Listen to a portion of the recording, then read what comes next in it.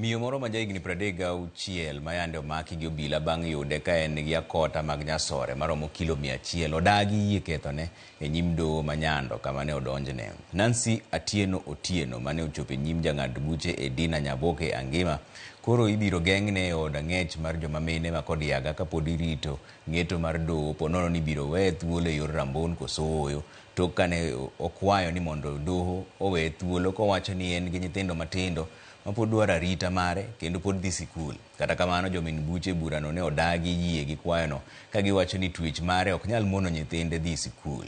Jang'ad buche Angima kuom mano ne ochiko apisas mag nyithindo e alworano mondo ochwal oboke mag rito nyithindogo kapok ong'ado kidhi weye thuolo gi rambon koso ooyo.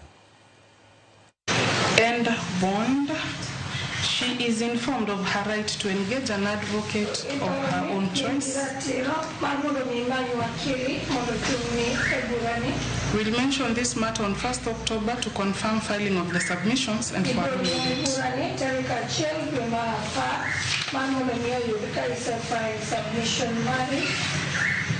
In the meantime, she's remanded at Kisumu Maximum. At Kisumu Women's Prison. Utarudishwa tarehe 1 mwezi wa 10.